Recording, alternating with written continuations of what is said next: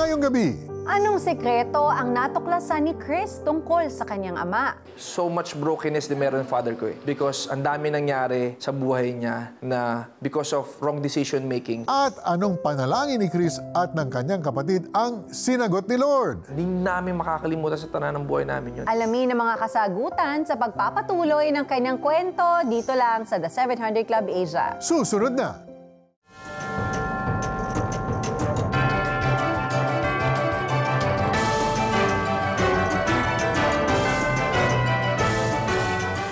Welcome to the 700 Club Asia. Sa pamilya, ama ang tinaguriang haligi ng tahanan. Sandigan, tagapagtanggol, tagapagtatag.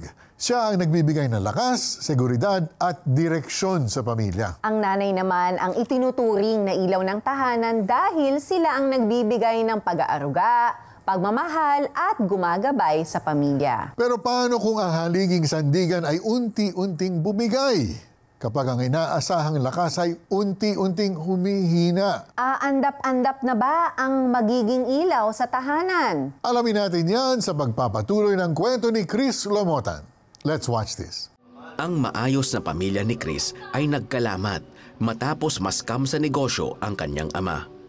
Naging madalas ang pag-aaway ng kanyang magulang at mas pinili niyang magrebelde. Tuluyang nawasak ang pamilya ni Chris sa pag-alis ng kanyang ama. Talagang completely iniwan niya kami at nangabilang bahay na siya. So makabilang bahay ika nga nung iba. And nagkaroon kami ng season wherein hindi na present yung father ko. Hindi naglaon, ipinakilala ng ama ni Chris ang kanyang half-brother. Hindi ko alam na meron pala akong kapatid. So, inexplain niya sa akin yung mga nangyari. Tagal na palang may kapatid ako, may half-brother ako. Kasi siguro present time, naunawaan ko so much brokenness din meron ng father ko eh. Because ang dami nangyari sa buhay niya na because of wrong decision making. Sa pagkawala ng kanyang ama sa tahanan, ay kinailangan ng kanyang ina magtrabaho para matustusan ang kanilang pangangailangan. I'm just so blessed with my mom that time kasi hindi siya sumuko, number one, sa amin and sa buhay. So, because I believe may foundation siya ni Jesus sa buhay niya. Talagang nakita ko yung pag-endure niya rin eh towards raising us and helping us na makasurvive as well. Dahil sa nakitang magandang naidulot ng pagiging aktibo ng kanyang ina sa Kristiyanong simbahan, nahikayat si Chris na sumangguni sa pastor sa kanyang mga katanungan. Bakit ba nawala lahat sa amin? Di ko makakalimutan sagot ng senior pastor namin. Sabi niya sa akin is this, sa tingin mo ba, Chris, kung hindi nawala sa inyo lahat, tingin mo ba nandito ka at nagsiserve ka kay Jesus? Na-realize ko nung time na yon, tinanggal din ni God sa mata ko na, okay, kailangan mo ko makita. So, nagkaroon ng kasagutan, bahagya, yung mga katanungan ko from the past. Mas lumalim ang relasyon ng kanyang ina kay Jesus. Nakita ko how my mom become much more prayerful. And in fairness to her, nakakatuwa lang how she keeps on praying for my dad din as well. Inalaw ko yung sarili ko na, sige, gusto kong subukan na ngayon si Christ nga, si God na. Doon ako, umatin ako ng Bible study rin. Binuksan ni Chris ang kanyang puso't isipan at tuluyan niyang tinanggap si Jesus bilang Diyos at sariling tagapagligtas. I will never forget yung worship song din na yun na ang kanta noon time na yun is, "This is the air I breathe, your holy presence living in me." Doon ko naranasan yung sobrang pagmamahal ni Jesus na never kong naranasan sa tanan ng buhay ko. Parang may na-break sa akin ang mga chains eh. That point in time, nagkaroon din ako ng decision to really pursue Jesus in my life. Sinimula na tahakin ni Chris ang yugto ng pagbabago sa kanyang buhay at tuluyang iwan ang dating pamumuhay. Dahil nung nag-surrender ako, for some reason, nawalan ako ng desire towards yung mga ginagawa kong di tama before. So yun, nagkaroon ako ng renewing of mind eh. And then from there, dahil nga nagkaroon ako ng full surrender, the next day, somehow nakita ko may pagbabago sa mga actions ko eh. Nagkaroon na ako ng desire bigla to serve And it brings contentment and satisfaction sa akin. Dahil sa pananampalataya ni Chris kay Jesus, nabago ang kanyang pananaw sa suliranin ng pamilya. Sa isang pagkakataon, walang pagkain sa kanilang hapagkainan. Nagpipray kami ng sister ko, hindi ko makakalimutan to. Pray kami together. Lord, wala kami makain. Gutom na po kami. Hindi namin alam paano kami makakain. Hindi namin alam. Lord, tutulog na lang namin to. Busugin mo kami. Kung paano man po kami makakatulog para maging busog, kayo na pong bahala. In Jesus' name, Amen. Matapos ang nasabing dasal, surpresang bumisita ang kanilang pastor. We have something for you, sabi niya gano'n. Sabi ko, hey, Pastor, good evening po. Sabi, ano po yun? Maya-maya may inabot sa amin, chicken, lechon. Sabi ko, wow. As in, buo, hindi tira. Maiyak-iyak kami ng sister ko. Hindi namin makakalimutan sa tanan ng buhay namin yun. Like, grabe naman, parang of all the chances, sabi ko, grabe lang yung prayer talaga is powerful. Naunawaan ko lang na God is putting our hearts in order. Tuloy-tuloy na kaya ang pagtahak sa wastong landas ng mag-anak? Malalaman natin yan bukas sa pagpapatuloy ng kwento ni Chris Lumotan. Ganyan ang Diyos natin, Sonja. He is our provider. Even though ini-expect natin, hindi natin ini-expect ang pagkilos sa ganyan, He comes through.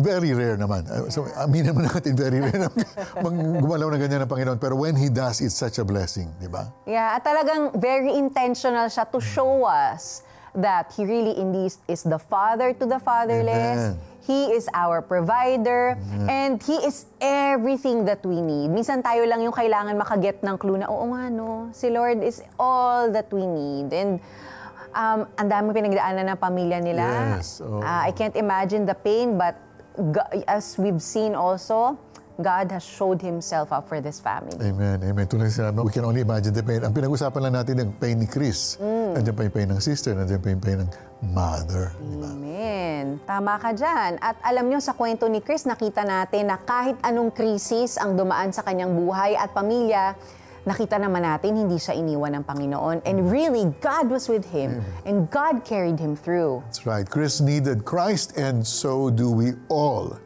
Christ is our firm foundation and the light that leads us out of darkness. Kapatid, are you also in a similar situation? Gulong-gulo na ba ang buhay mo at walang direksyon? Pakiramdam mo your world is falling apart? Kapatid, whatever crisis you're facing right now, Christ is there with you. Christ sees your pain. Christ knows your struggle, and He's always ready to help you, to rescue you, and to give you hope. Alam na po namin yan kasi dinaanan din namin ni Sonja at dinaanan din ni Chris. He can save you not only from your current storm, but also from something far greater, and that is eternal separation from God. Because of sin, we were all destined for eternal death. But thanks be to God, because of His unfailing, unchanging love, Jesus gave His life on the cross to save you and me. All you need to do, kapatid, at this time is to pray a very simple prayer. Para kang bata, no? Nalalapit sa Panginoon. And we all know God hears the prayers of children. So go to God now like a child and say, Father, forgive me of all my sins. Father, help me, lead me, guide me. Lord, walang direksyon ang aking buhay. Lord, hindi ko alam kung anong mangyayari sa akin bukas. Pag mulat ko bukas ng umaga, hindi ko alam kung anong haharapin ko. Father, would you take the reins of my life right now? Would you heal me? Would you lead me? Make me yours, Father. I pray this in your Son's name, Jesus Christ, my Lord and Savior. Amen and amen. Amen. And as Brother Mari was praying earlier, I just felt like there's so many women watching right now who have been also experienced infidelity of their husbands, and you're left to fend for your family. And the Lord wants to encourage you that He sees you and that you are not alone. Allow me to pray for you. Lord, we just pray for these women, Lord God, who may at one point feel that there's no hope, that this new life is just how it's gonna be till the end. But Lord, I pray that even right now, won't you open their eyes to see your hand upon their life, Yes. to see how much you care for them. And Lord, sa kanilang mga anak, yung mga babae na may mga anak, Lord, that they're left to be single mothers, I pray, Lord God, that you reveal to them and show them that yes, mahal nila yung mga anak nila, pero Panginoon, mas mahal mo ang mga anak nila more than the love that they can give to their children. And you are the provider, and you are gonna be their Father in heaven who sees them as well. I pray, Lord God, for your hand of comfort to be upon these women, Lord God, especially the single mothers, Lord God, and that you give them tangible assurance na mapangahawakan nila na indeed, buhay ka, Panginoon, at hindi mo sila iiwan. So, Lord, thank you for their lives. I pray, Lord God, that you give them peace and joy even in the midst of this challenging season. We commit them to you, Lord God. In Jesus' name we pray. Amen and amen. And if you prayed with us and you received Jesus as your Lord and Savior, you are now a new creation. Congratulations, because your name is now written in the book of life. So we want to welcome you to the family of God. And we would love to hear about this life-changing decision that you've just made. I-text lang po ang yes, tinanggap ko si Jesus, kasama ang iyong pangalan at lokasyon at ibadalayan sa 0917-126-1442. Para naman po sa ating viewers abroad, gamitin ang +63 917-126-1442. If you're watching this show on YouTube, please comment, yes, tinanggap ko si Jesus. For those who want to be part of our online Bible study group, comment BSG. Join us in our online Bible study and let's grow together and strengthen our faith in God. Sa ating pagbabalik, makakasama natin muli si Chris Lumotan dito sa studio. Alamin natin kung paano niya natanggap na mayroon pala siyang half-brother. At paano kaya sila tinaguyod ng kanilang ina? Aalamin natin yan sa pagbabalik ng The 700 Club Asia. Stay with us.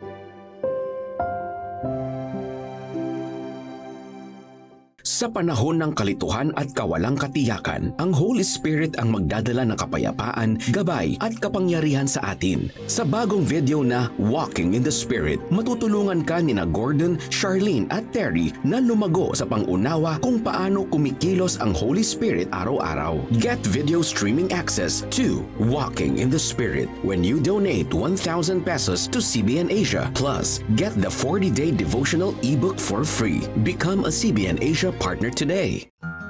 Ang word ni Lord ay isang tanglaw. Ilaw kapag madilim, para di ka maligaw. The best kung babasahin mo araw-araw. Ito ang Tanglaw, a devotional app where you can read and listen to God's Word anytime and anywhere. Madaming lessons and memes na madaling i-share. Made for you by friends who care. Get the Tanglaw app. Developing the habit of generosity is easier with GCash scheduled transfers. On your GCash app, tap Transfer. On the bank transfer page, tap Add Account. Select BDO. Create a nickname. Enter the account name, CBN Asia Incorporated. The account number 0030000552260 and your email address. At the bottom of the screen, tap Add New Schedule. Choose to donate weekly or monthly. Select your preferred date. Input the amount of your donation. Tap Next. Review details, then tap Confirm. Good will come to those who are generous. Become a CBN Asia partner today.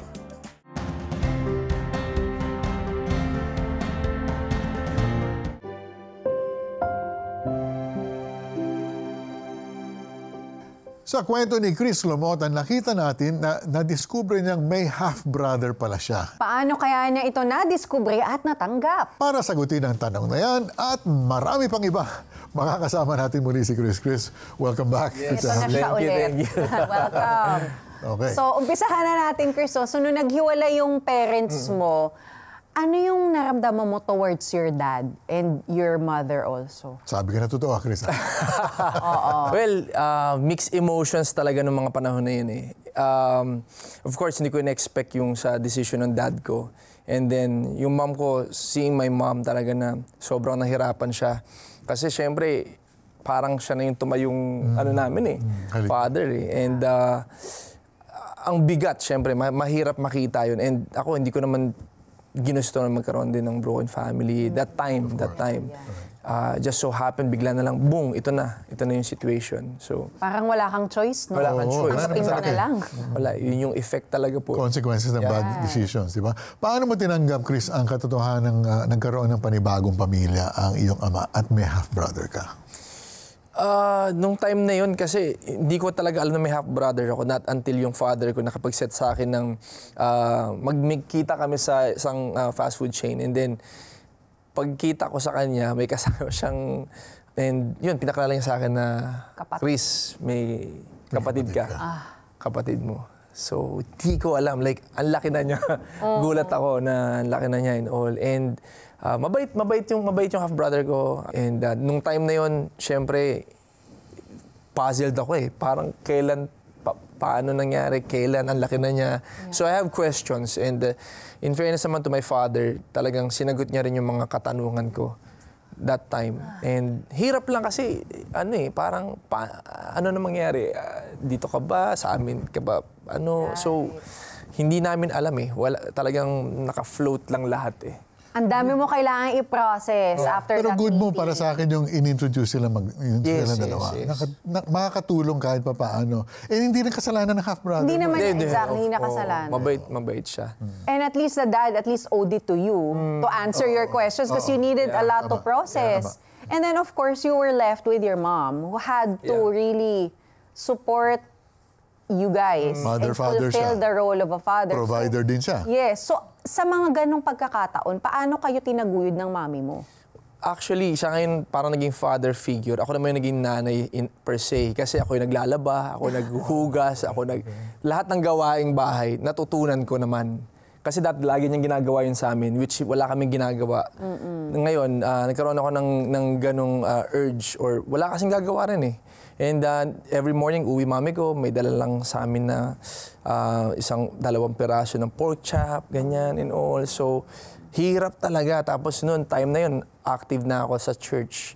Pero still, ang dami pa rin questions na naiinip ako na kailan ba kami magkakaroon ng breakthrough. Kasi wala nagbabago sa situation namin eh. Pero of course, nakigad kami. Pero like, ito, hindi namin alam paano kami kakain. Ang haba ng listahan namin sa tindahan. So, sobrang struggle yung season talaga na yun. And your mom just did her best, Talagang diba? sobrang ginawa niya lang yung best niya to raise us up, masuportahan kami. Right. Lahat talaga. Kaya nakikita ko siya, umiiyak siya minsan sa isang corner. Pero just bawal pleading mag-give to God. up. Yeah. Yung talagang mga mami talaga ilaw eh. Kailangan ko itanong, Yeah. nasa si daddy all throughout this time. Hindi siya Wala na tumutulong. si daddy. No, hindi siya tumutulong kahit pa paano. Hindi siya tumutulong nun. Di pa Talagang siya iniwan na bumabalik, hindi sila. pa siya tumutulong na. No. Iniwan na talaga sila. And then, we all know that your mom started going to church, right? Yes. And then, you really saw how she gave her life to the Lord. Na hanggang ngayon, sabi mo talagang Yes, si Mami. yes. So, ano yung naging difference na nakita mo before your mom had a relationship with Jesus and being consistent in her walk with God before that, and nung nagkaroon na nga siya ng relationship kay Lord at talagang pinaubayan na sa Panginoon yung buhay niya at buhay ninyo, ano yung naging difference before and after? Ang ganda lang ng pinakita ng mom namin sa amin kasi pinakita niyo yung word na perseverance. Kasi yun siguro yung bagay na hindi ko rin ulit naiintindihan ng mga panahon na yun. Pero dahil na-model niya, yung consistency niya to attend church. Kasi lagi siya nagre-remind sa amin eh. Hindi tayo pwedeng di atin ng church. Mag-pray tayo ng ganito. Meron siyang ganong habits. May ganon siyang discipline. So na-instill niya sa amin na hindi namin napapansin. Nagiging na rin namin. Parang action na rin namin unti-unti ng sister ko. And of course, nakita namin talaga na sobrang yung relationship niya kay Lord, lumalim talaga because of the situation as well namin. And never siyang hindi pinagpipray din yung father ko, sa totoo lang. Wow, despite everything. Yeah. Lumalim yung faith ng mother mo, lumalim yung character niya because of the trial. Yes. Grabe. Nabanggit mo kanina na pinagdarasal din ng mom mo ang iyong dad nung panahong hiwalay sila. Anong laman ng prayer niya? Alam mo ba? Kinukwento. Actually, hindi ko narinig, pero yung part lang na naalala ko lang may mga pinagpipray siya na bumalik, maayos, Right. magbago, Okay. yung mga words na gano'n. Ma-encounter din niya si Jesus. Kasi father ko nun, ayaw niya talaga mag-church nun eh. Actually ako rin. Hindi kami talaga hanggang sa mami ko lang lagi talaga nagkakaroon ng intentionality na i-invite kami to attend church every Sunday. So yun yung mga laman ng prayer niya eh, na talagang makilala rin niya si Jesus deeply. Yeah. Nang ma-invite ka naman sa simbahan, ano yung kaibahan ng pakiramdam na nakakarinig ka na tungkol kay Jesus at yung kasama mo ang barkadang nagbibisyo? Malayo talaga. Si Jesus or yung barkada ay sobrang magkaiba. layo. Sobrang layo. Actually, doon ko na-realize na talaga may mga kaibigan ka lang sa kasiyahan eh. Kasi nung nawalan kami, marami rin ako mga kaibigan na nawala eh. Wow. Sa totoo lang. And doon ko na-realize na iba pala yung pagka yung mga kaibigan mo, genuinely, natanggap ka lang kahit ganito yung sitwasyon mo, masaya kayo. Iba kasi yung masaya kayo na kahit wala. Nagtatawanan kayo, wala kayong alak, nagkakapi kayo. Ang saya rin pala ng ganito, di ba? Kasi kape lang, di ba? Yung iba iniisip, akala nila kailangan may alak and all. Hindi, ang saya, kape lang, nagkakanta kami worship song. Nasanay na ako eh. Parang, sarap pala sa pakaramdam nito. So, umuwi ako ng bahay may joy. Umuwi ako ng bahay may peace. Yun yung bagay na hindi kayang mabili or mabigay sa labas. Amen. Correct. Kahit walang pagkain, peaceful kang matutulog. Ito na nga, ay walang pagkain. So nakita naman nating lahat yung part ng buhay ninyo, Chris, na wala kayong makain, nagdadasal kayo ng kapatid mo na, Lord, kailangan may makain kami. And nung ayun na nga, dumating ang isang buong lechong manok. Grabe. 'Di ba? So, ano yung feeling na it came right at the time that you needed it and it came miraculously, God gave it to you, then Pastor pa nagdadala. Oo Just in nga case, eh. So, ano yung- sakali yung miss na kung kanino nanggaling. correct. And so, ano yung na-realize mo tungkol sa Diyos nung moment na yun? Kami ng sister ko, nagkaroon kami ng, doon ko masasabing tears of joy. Parang ka nag-worship in a sense, pero may natanggap ka, literal. Sobrang galak lang ng puso mo. Kasi hindi namin talaga parang hindi mo mai-imagine na, literal na gantong oras, may magdadala. As in, medyo late na nun eh. Patulog na nga kami. Wow. Kasi wala na eh. Paano kami kakain? Hanggang last minute, may biglang darating, kakatok, bubusina yung pastor namin. May dalang buong ganun. Grabe naman. Kahit ngayon isang pirasong manok, makain namin, okay na kami. Pero more than sa bagay na inano namin. And sobrang sweet lang ni Lord. Yun lang yung naunawaan namin ng sister ko nun. Sweet pala talaga ni God. Parang sweet pala ni God. Kaya totoo yung ask and you shall receive. Seek and you shall find. Knock and the door shall be open. Amen. Grabe lang si Lord. Yun lang. Chris, sa gitna ng mga kaguluhan ng buhay mo noon, kalituhan, nung mga nangyayari lahat ng magulo, when you think about it, nasaan yung Diyos ng mga panahon na yun? To be honest, that time hindi ko alam kung nasaan si God noon. But naunawaan ko na si Lord iba lang din siya kumilos when it comes to character development natin. Yeah. Madami ako naunawaan na na-develop talaga sa character ko. Yung mga bagay na nakasanayan ko na talagang pinrun ni God, yung iba kinat niya. And yung time na yun, hindi ko naintindihan, pero after, na-realize ko, kaya pala. Kaya pala. Yeah. Hindi ako iniwan ng Diyos. Amen. Andun lang siya na pinoprotektahan ako at pinapanood ako paano ako magre-respond dun sa situation na inalaw niya sa akin. So, sobrang thankful din na inalaw niya yon. At ito ako ngayon, something like that. Alam mo, Sonja, alam ko na ngayon pa lang na magiging paborito episode ito ng mga nanay na, di ba, may mga anak katulad ni Chris na, di ba? Oo, na there's hope for their children, Amen, right? Yes. They'll make their children watch this episode. Pero Oo nga. pag-i-emplo si Chris. Pero Chris, anong mensahe mo sa mga kabataan lumaki rin sa wasak na pamilya? Mga kabataan tulad ko noon. Galingan no, mga house, pareho po tayo ng story. Ito, ako lang po, ang ma-advise ko po sa mga kabataan na somehow makakapanood nito, may hope po kay Jesus talaga. Amen. Huwag po kayong huminto to pray. Huwag po kayong huminto na maging patient. Kumbaga, sabi nga sa Bible, diba, wait upon the Lord and you shall renew your strength. So, sa point na hindi mo alam kung maayos pa pamilya mo, mababalik pa ba yung dating nawala sa inyo, si Lord, He will restore. He is a redeemer. He is a restorer. And you just need to walk by faith, not by sight. Yun lang po talaga. Pagkatiwalaan mo lang, pikit mata ka lang sumunod. Di mo nakikita kung saan ka pupunta. Pikit mata ka lang sumunod sa Panginoon sa direction na pinapapuntahan niya sa'yo. So, kami kasi ganoon talaga yung naranasan namin. Pikit mata lang. Di namin alam. May pagkain. Wala kaming alam na basta pikit mata. Pipray lang kami. Yun po talaga. Pero grabe nga ang provision, Lord. And look at you now. Madami pa tayong malalaman sa mga kwento ni Chris, no? But thank you, Chris, for sharing your story na makikita natin that through everything that you've gone through all the trials, there's hope. Yes. And now you're able to share that hope with others and bring inspiration to a lot of young people, especially young people na yun ang pinagdadaan. Amen and amen. Pero hindi pa dito nagtatapos ang kwento ni Chris. Marami pang kaganapan ang ating malalaman bukas. Samantala, magbabalik kami matapos ang ilang paalala. Stay with us.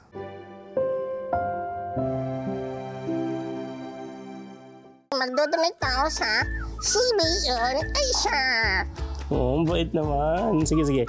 Type mo cbnasia.com/give. CBN Asia.com/give. Yan. Oh. Okay pa. Oh, kaya mo na yan. Madali na yan. Ano? Ikaw na. Tulungan niyo po eh. Ang dami pong itatype eh. Tapos 4 lang ang daliri ko. Tapos ang dami pang hihinging details. Iba na Ay, eh. iba na. Iba na po. Icons na oh. Opo. Nagbago na yan ang ilo. Kaya ko na po to. Oh, sige. Excuse kero to. Ako na po dito. Relax na lang po yan. Yan. Pagkatapos ko, Kuya Rodel, ikaw naman po mag-donate, ha? Ikaw nga po, 5 daliri mo, di ka nag-donate eh. Anong hindi? Kaka-donate ko lang oh, sa cellphone. Sobrang dali na pala. Ano pa hinihintay natin? Donate na!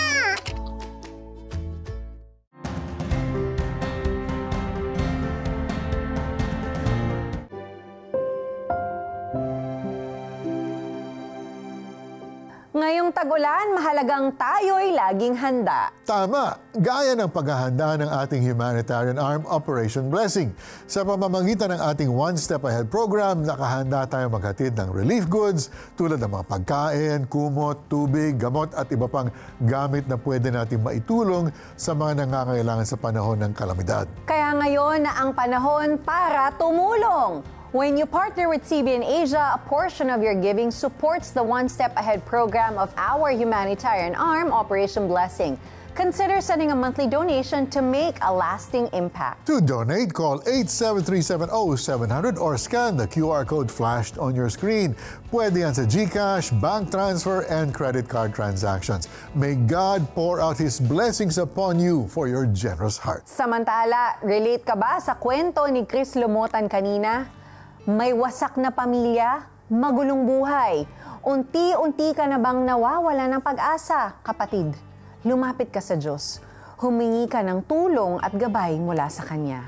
Tama, sa Diyos tayo dapat umasa. Sabi nga sa mga awit 62 verses 5 and 6, tanging sa Diyos lang ako umaasa. Ang aking pag-asa'y tanging nasa Kanya. Tanging Siya lamang ang tagapagligtas, tagapagtanggol ko at aking kalasag. Akin ang tagumpay sa lahat ng oras. Kaya kahit anong pagsubok pa ang pagdaanan mo, may pag-asa. Dahil nariyan ang ating Panginoon na handang tumulong at kakalinga sa iyo. At dito po nagtatapos ang ating maikling kwentuhan, Stories of Hope, Faith, and Love. Help us produce more inspiring shows like this. Be a CBN Asia partner now. Scan the QR code, call the number on your screen, or message us on Facebook Messenger of the 700 Club Asia. God bless you more and more. Sa pag-abot ng sariling ambisyon, tuluyan kayang malubog sa kumunoy ng kasalanan si Chris? Malalaman natin yan bukas sa pagpapatuloy ng kwento ni Chris Lumotan.